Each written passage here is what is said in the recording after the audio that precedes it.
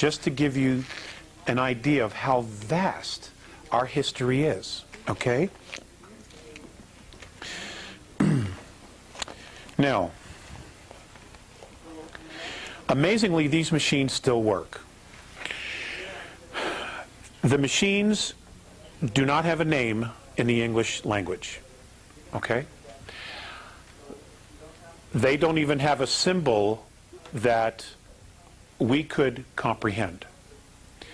So it's been explained to me that it is considered an antimatter machine. Okay? It creates matter. It creates molecules, which then create atoms, which then creates physicality.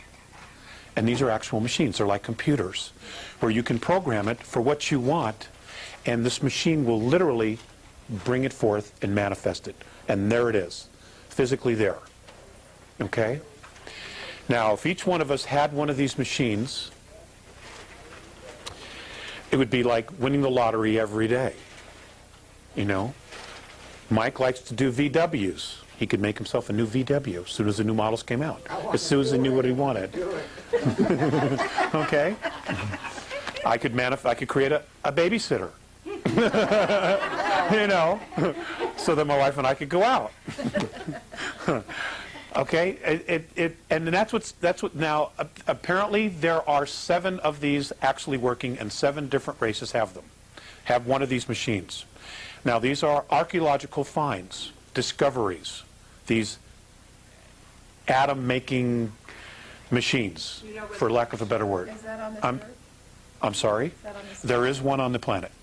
There is one here. Yes, there is. What?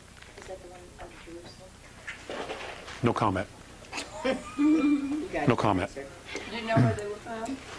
Nobody knows. Absolutely nobody knows.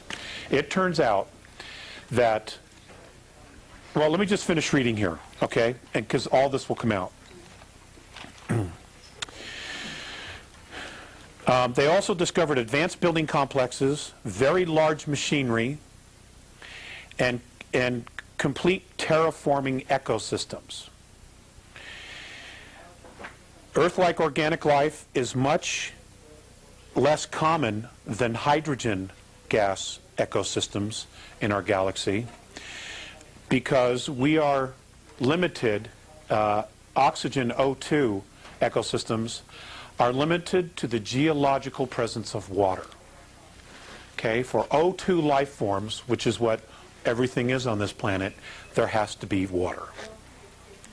So, the most precious thing that we have is our ecosystem, our biosphere. The second most important precious thing we have is, of course, the water. And when we get to Nibiru, I'm just going to throw this out there, the entire planet used to be fresh water. Okay? Our entire planet used to be fresh water. The oceans were salinated. Okay? And it was the Nibiru from the star system of Butez that did that because they wanted to control the water. Okay? They salted the sea. They salted the sea. That's right. So now all you have is, at the time when they did this, there was only 4% fresh water, and they had total control over it. That's correct. What was the years again? That they did this? No, how long? 36 years? It took 36 years. 36 years to completely salinate the oceans. And it also gave time for all the life forms in the water to adapt very slowly. But we couldn't drink the water after that. Okay? Is that 36 of our years? Of our years. These are all in our years. It's the only way I'm going to present this to you. Otherwise, it'll get way too confusing. Okay? So, hydrogen ecosystems are much more abundant, as are methane, and because they are not complicated ecosystems. O2 ecosystems are very, very complex. The most complex in the galaxy.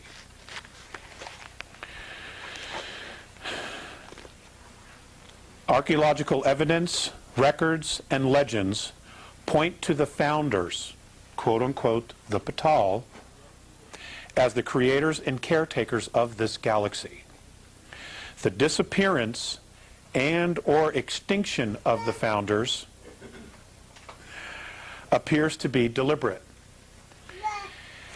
And what that means is, and how it's been explained to me, when they use, we all know what disappearance means, but to the Andromedans, when they refer to extinction, if there is no physical record of them on third density, they're extinct on third density.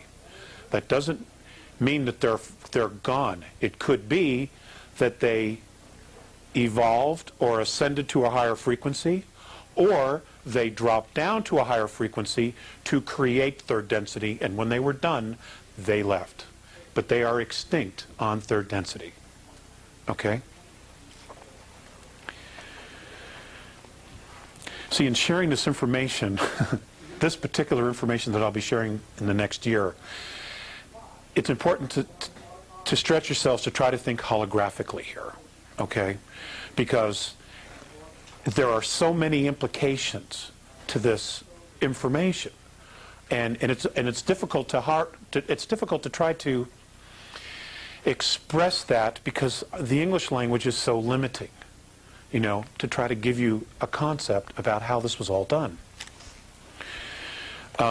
When the Patal apparently left, according to the archaeological record, other life forms, sentient life forms, reptilian, human, plasmic, methane life forms, all begin to appear and do appear in our galaxy in full form. Okay, now just think about that. They appear in full form. That means that they came from someplace else, or they were brought from someplace else. There was no millions and millions of years worth of evolution into this. Okay? And this is the same problem that our archaeologists have on planet Earth. Okay? They keep espousing evolution, but there's just no proof of the evolution in the geological, archaeological record. There just isn't.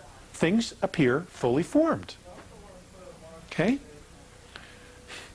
It's amazing stuff. Now, are the Patal archangels? Are the Patal the gods? Nobody knows what they are, which is why they just refer to them as the founders, because they don't know. Okay? They don't know.